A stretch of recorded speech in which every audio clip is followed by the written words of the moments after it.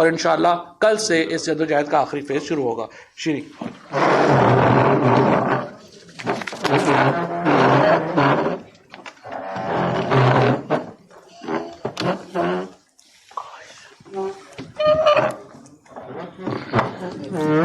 بسم اللہ الرحمن الرحیم.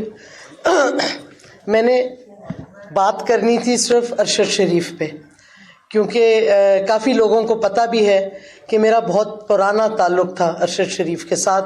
جب وہ قائد اعظم یونیورسٹی میں اسٹوڈنٹ تھے، وہ اپنی والدہ کے ساتھ آئے تھے. میں نے پلس ویکلی شروع کیا تھا اور ان کی والدہ نے کہا، استاد بڑا شرماتا تھا ارشد بات کرنے سے، کہ میرا بیٹا آپ کا بڑا فین ہے تو آپ اس کو ٹریننگ دے دیں، وہ آپ کے ساتھ کام کرنا چاہتے ہیں.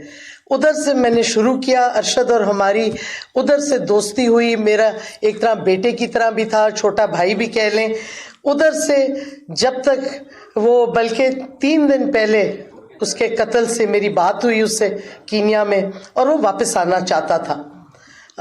اس کو یہ عجیب عجیب خبریں لوگ دیتے ہیں، اور مجھے آج بڑا افسوس ہوا جب ڈی جی ISPR نے کہا، جو کہ بالکل غلط بیانی تھی، اور مجھے اس پہ افسوس یہ ہوا کہ ایک شخص کا اتنا بروٹل قتل ہوا ہے اور آپ کہہ رہے ہیں کہ اس کو تو کوئی خطرہ ہی نہیں تھا، کیونکہ وہ دن رات میرے ساتھ کانٹیکٹ میں تھا، اور اگر خطرہ ہوتا تو مجھے بتاتا.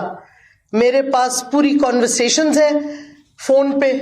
اب میں فیصل واؤڈا کی طرح یوں نہیں کہوں گی فورینسک تیار ہے، کیونکہ میں جھوٹ نہیں بول رہی.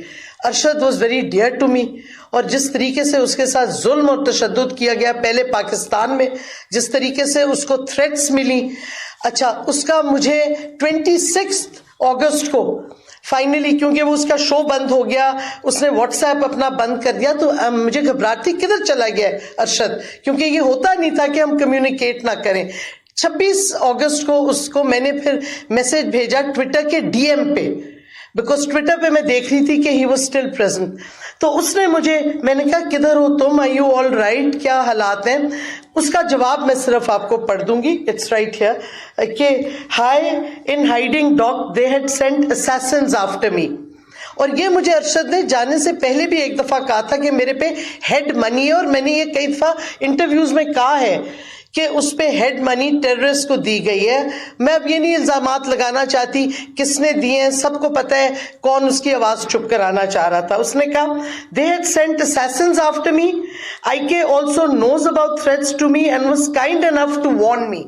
اور خان صاحب نے خود بھی کہا میں نے اسے وارننگ دی تھی. Too many players local with international nexus. باقی پھر ہماری پرسنل باتیں ہوئی. اس کے بعد 1 اکتوبر کے لگ بھگ وہ واپس واٹس ایپ پہ آیا، اور اس وقت بھی بات چیت ہوئی.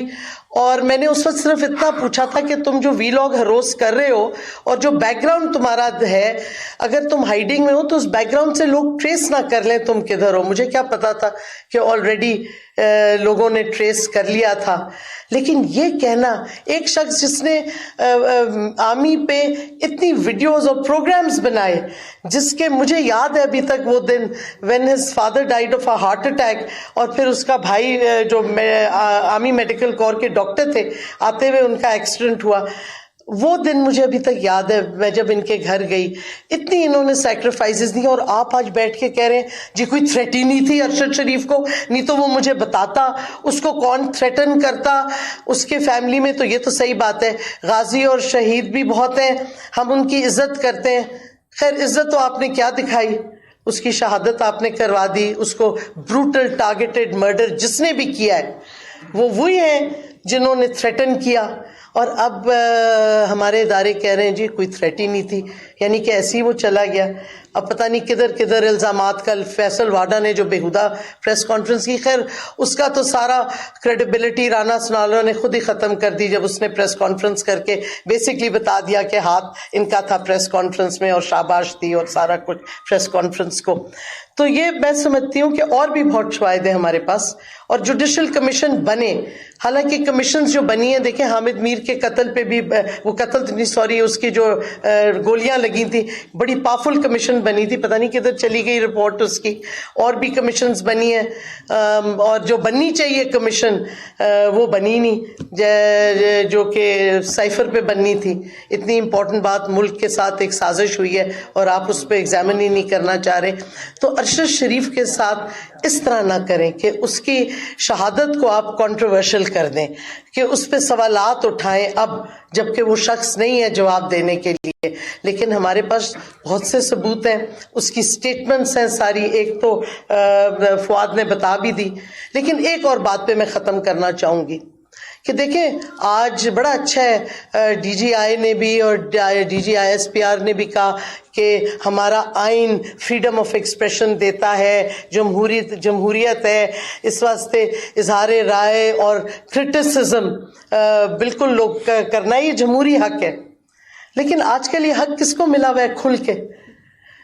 ود آل ڈیو ریسپیکٹ، اب کوئی پتہ نہیں کل کو میں بھی شاید پک اپ ہو جاؤں، ایک دفعہ تو کوشش کی گئی تھی. لیکن چیف آف آرمی اسٹاف 5.5 گھنٹے این ڈی یو میں گفتگو کرتے ہیں اور بڑا اچھا ہے. میں کہتی ہوں سب کو حق ہونا چاہیے فریڈم آف ایکسپریشن کا، آپ تنقید کریں، کرٹیسائز کریں.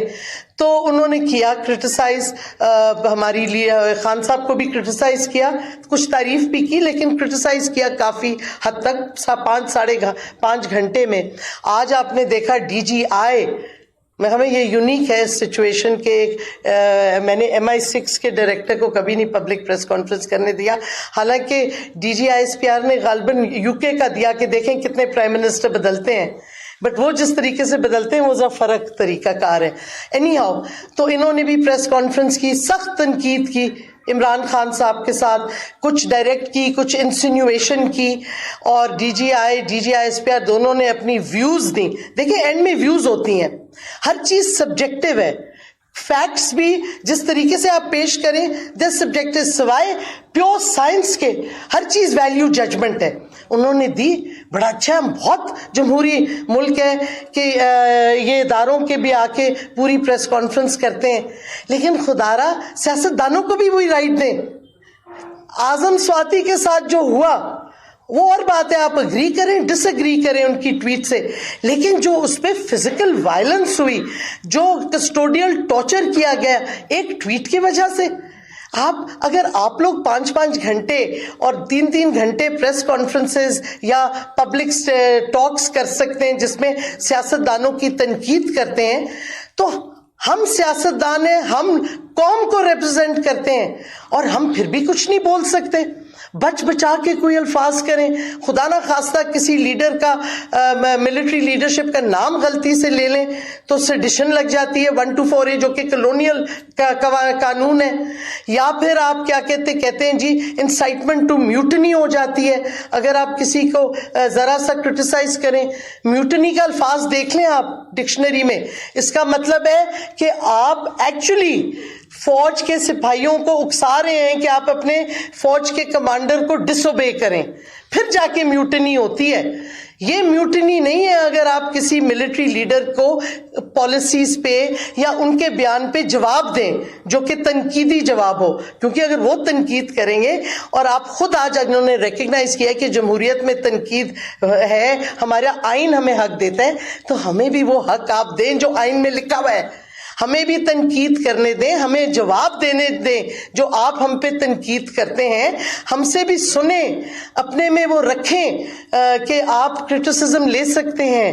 آپ ہم پہ یہ نہیں کہ آپ ہم پہ تنقید کرتے جائیں اور ہم خوفزدہ ہوں کہ پتہ نہیں ہم نے کر دیا تو یا ہم پہ کنٹیمپٹ لگ جائے گا، یا ہم پہ دہشت گردی کا چارج لگ جائے گا، یا پتہ نہیں سیڈیشن لگ جائے گا. کیونکہ خان صاحب کے ساتھ یہی ہو رہا ہے، ہر دوسرے دن کوئی فضول سا چارج لگ جاتا ہے ان پہ. اور کس لیے لگتا ہے؟ کیونکہ وہ ایک اپنی ویو پوائنٹ دے رہے ہیں. آپ نہیں اگری کرتے، ہم کئی چیزوں سے نہیں اگری کرتے جو آپ نے کہی ہیں، لیکن یہ ہمارا حق ہے. اگر آپ اس میں بلیو کرتے ہیں اور پاکستان کی جمہوریت میں بلیو کرتے ہیں تو ہمیں حق دیں وہ بات کرنے کا اور تنقید کرنے کا. اور یہ نہیں ہو سکتا کہ آپ ہمارے لوگوں کو اٹھا کے کسٹوڈیل ٹارچر کر دیں کیونکہ آپ کو ان کی تنقید نہیں پسند آئی. آپ کورٹ میں لے جائیں، چارج کر لیں، ہم یہ نہیں کہتے. اور آپ اپنے شہریوں کو جو ڈسپیئر کر دیتے ہیں، یہ نہیں ہمیں ایکسیپٹیبل. جمہوریت ہے یا یہ جو فواد نے کہا آدھا تیتر آدھا بٹیر نہیں ہو سکتا، یا جمہوریت ہے اس ملک میں یا نہیں ہے.